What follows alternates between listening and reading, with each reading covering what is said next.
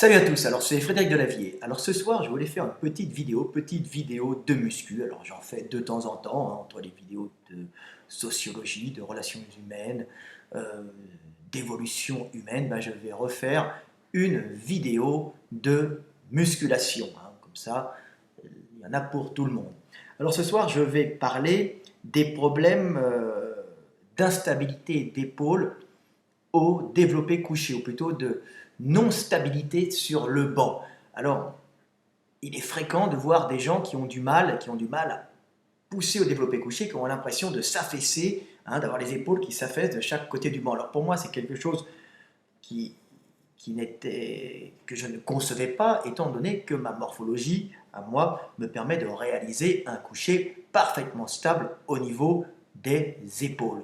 Mais certaines personnes, comme mon collègue Michael Gundil, avec qui j'ai écrit des best-sellers, des livres qui sont vendus dans le monde entier, donc La méthode de Lavier 2, La méthode de Lavier 1, Le guide des compléments alimentaires pour sportifs, et puis tous les livres sur le fight, le guide des tractions, le guide de musculation des bras, donc c'est mon collègue. Donc mon collègue a une morphologie complètement différente de la mienne, et c'est pour ça qu'on se complémente parfaitement, parce qu'on a des approches différentes, et on s'est aperçu qu'on concevait la musculation différemment, parce qu'on était différents. Donc, je vais essayer de régler les problèmes que beaucoup de personnes rencontrent au coucher, donc ce manque de stabilité. Alors ce manque de stabilité des épaules vient souvent de la morphologie. Si vous êtes large d'épaule, ça veut dire en général, vous avez ici vous avez un squelette, je vous tourne un peu, hop, vous avez les clavicules, et si vous avez des clavicules larges, donc ce sont les os qui sont ici, ce sont les os qui relient le bras au squelette. Il faut savoir que au buste, il faut savoir que le bras est juste attaché à une attache osseuse uniquement par la clavicule. C'est-à-dire tout le bras, vous voyez ici, s'attache sur l'omoplate, l'humérus sur l'omoplate, et l'omoplate s'attache sur la clavicule qui elle-même s'attache sur le sternum. Donc cette clavicule, selon la taille de la clavicule, je ramasse juste une petite vis. Voilà, selon la taille, c'est ma vis de squelette qui est tombée. Donc selon la taille de la clavicule, vous avez des épaules plus ou moins larges. Donc on peut être par exemple sans grosse musculature, on peut avoir des deltoïdes peu développés, donc peu de masse musculaire à cet endroit-là, et être large d'épaule parce que tout simplement vous avez de grandes clavicules. C'est en général la morphologie des nageurs de crawl et de papillon, moins celle de crawl, plutôt de brasse et de papillon. En général, les nageurs de crawl n'ont pas forcément besoin d'avoir de grandes clavicules.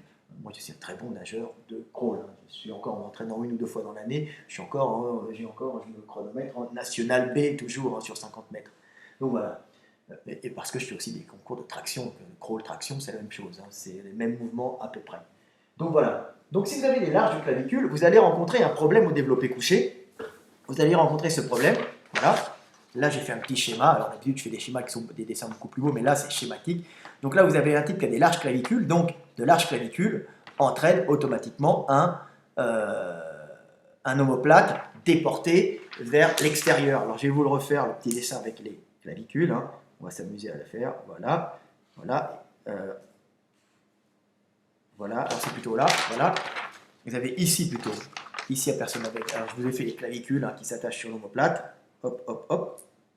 On va ici au passage, donc là, vous avez un garçon qui a de larges clavicules, on voit les clavicules qui sont accrochées à l'omoplate, là-dessus vient les bras, et on voit que les clavicules dépassent du banc, et donc vous vous affaissez de chaque côté du banc, et vous avez des problèmes pour maintenir, et surtout des problèmes pour vous concentrer sur le démarrage du mouvement, parce que vous partez sur un support mou, si vous voulez, vous n'arrivez pas à être stable, donc ça pose un gros problème. Alors, en contrepartie, de l'autre côté, vous avez la personne qui a des épaules pas très larges, comme moi, ou bien Tibor Mézarouche, qui était un champion de coucher qu'on appelait 300 sans maillot. Il était en raw, comme on appelle ça.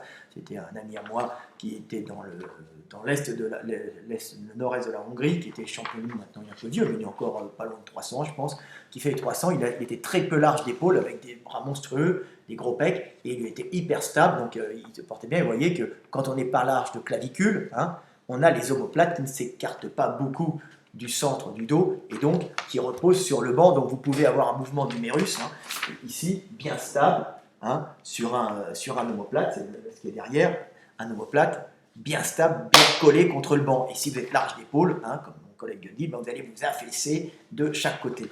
Donc ça pose un gros problème au niveau de la concentration du mouvement, on ne peut pas faire un démarrage puissant, c'est gênant, alors on peut être très balèze, mais ça gêne pour le démarrage. Alors qu'est-ce qu'il faut faire?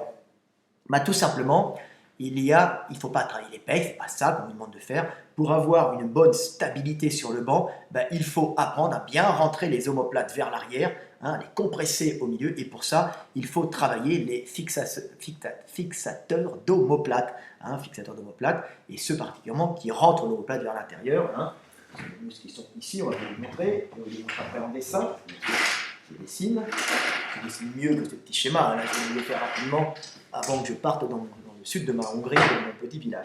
Alors vous avez ici les omoplates, évidemment s'ils sont déportés vers l'extérieur, ils vont tomber de chaque côté du banc. Donc il faut travailler tous les muscles qui rattachent l'omoplate sur le centre sur la colonne vertébrale, sur le rachis, ici et là. Donc vous avez deux muscles principaux à bosser qui sont le rhomboïde et le trapèze, mais trapèze, partie moyenne et inférieure, puis un peu partie moyenne supérieure, partie moyenne ici, puis on va faire un peu l'intérieur, ça joue aussi. Donc il faut vraiment faire un entraînement spécifique pour bosser ces muscles. Alors, comment on va les bosser? Alors c'est très simple, il y a quelques mouvements à faire.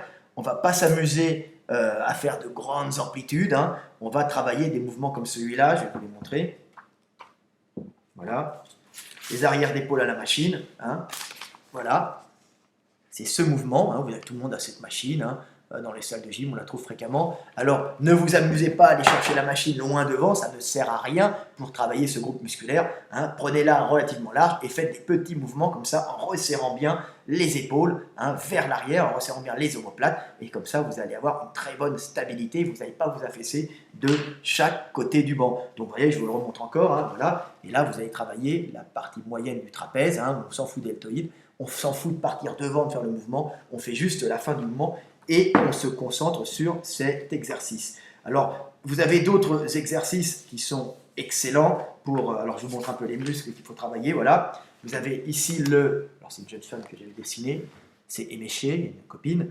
Donc voilà, ici le rhomboïde, c'est ce muscle-là qui est en dessous et qui ramène l'omoplate. Vous avez là, ils n'ont pas été enlevés, on voit le trapèze inférieur, elle resserre les épaules là, et on voit les rhomboïdes, c'est ces masses musculaires au centre, qui ramènent les omoplates vers l'intérieur, vers l'axe central, l'axe du rachis.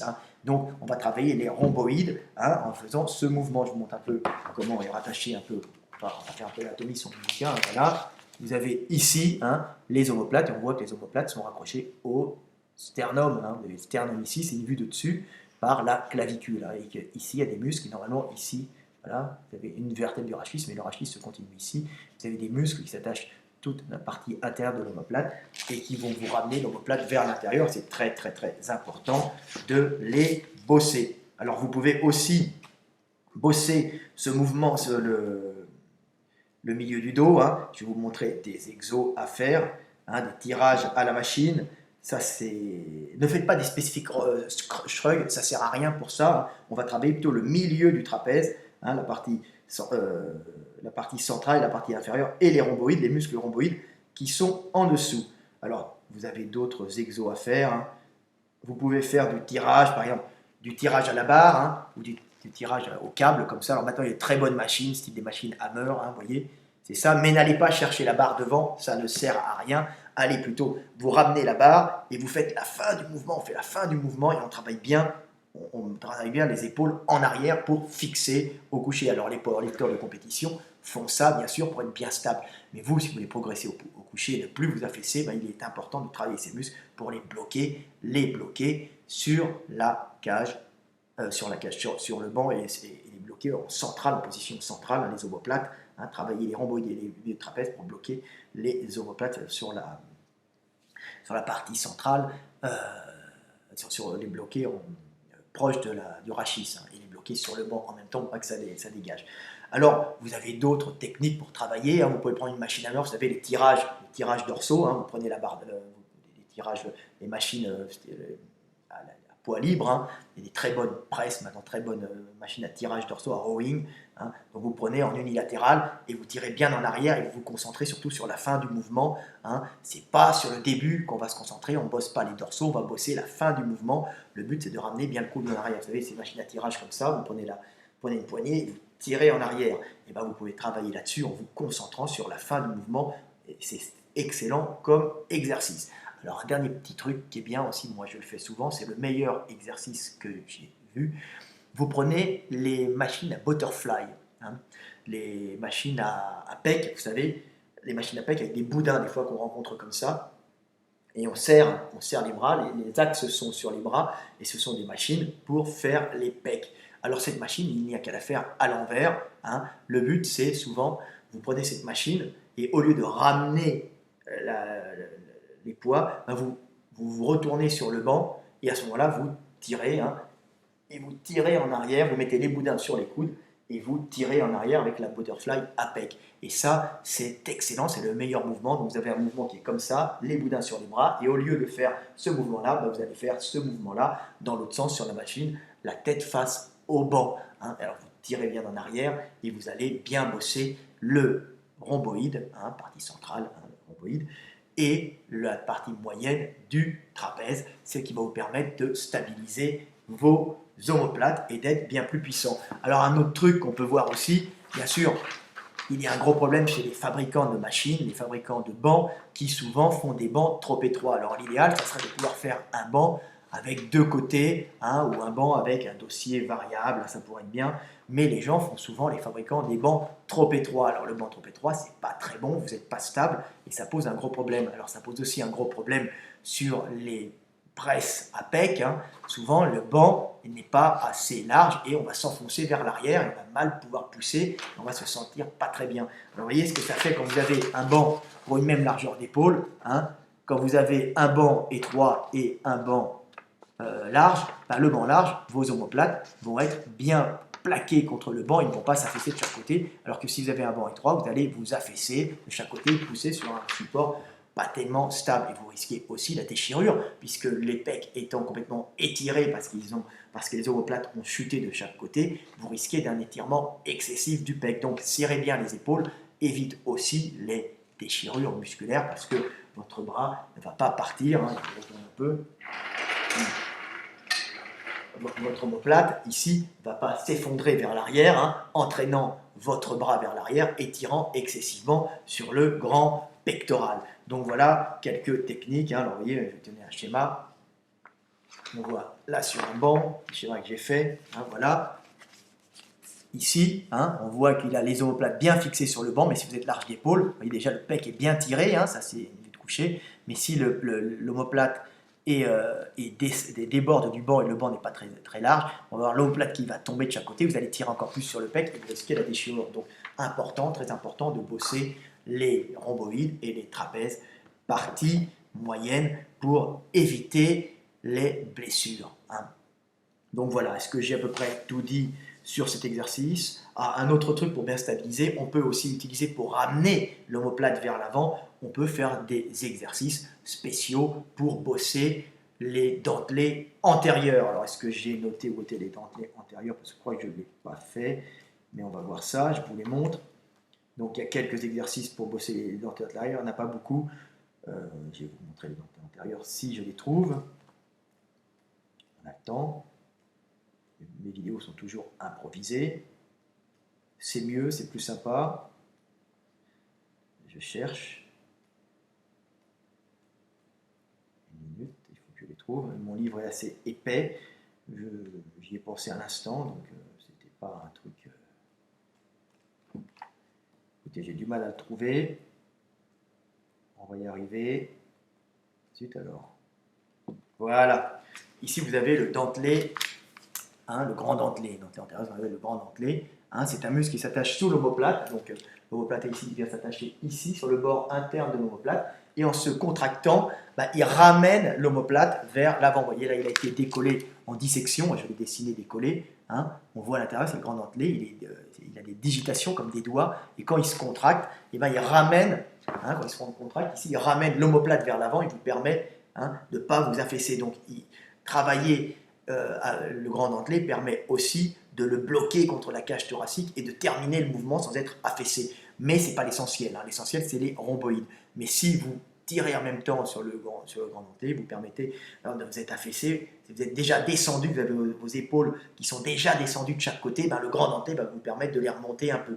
Donc il y a quelques trucs pour le grand dentelé, hein, pour le bien fixer les omoplates sur la cage thoracique. Ben, il est important hein, de bosser des pompes, par exemple. Alors la pompe, on dit oui, mais qu'est-ce que ça fait la pompe en musculation? Pourquoi du PDC? On appelle ça du PDC en France. Hein.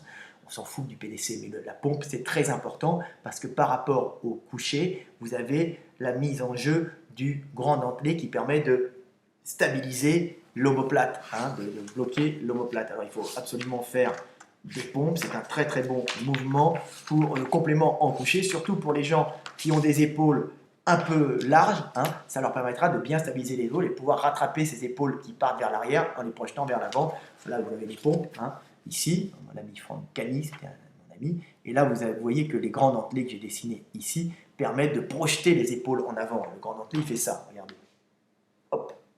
Quand j'ai tendu les bras, hop, il projette en avant, hein, il s'accroche ici, hein, digitation, il vient comme des mains, comme des doigts s'accrocher sur les côtes, et l'arrière vient s'accrocher sur la partie centrale de l'omoplate, et en tirant, il ramène l'omoplate vers l'avant. Donc ça permet, si les épaules sont tombées, affaissées de chaque côté du banc, hein, de les redresser. Donc vous avez compris, maintenant si vous voulez avoir plus de stabilité, faites un spécifique milieu du dos, et puis essayez de bosser aussi un peu le grand dentelé. Donc vous allez bosser rhomboïde, trapèze moyen, portion moyenne et inférieure, portion moyenne principalement, et puis un peu de grand dentelé avec des exercices spécifiques comme les pompes. N'hésitez pas à vous lester, hein, les pompes, à mettre un peu de poids sur votre dos, faites-vous mettre une rondelle de 20 kg par un copain, ou si vous avez un petit garçon comme moi, bah vous lui demandez de monter sur votre dos. Ce qui est bien, c'est qu'en grandissant, le mien à 4 ans, bah plus il grandit, plus il prend du poids et plus je travaille mon grand dentelé. Mais moi, ce n'est pas mon problème principal.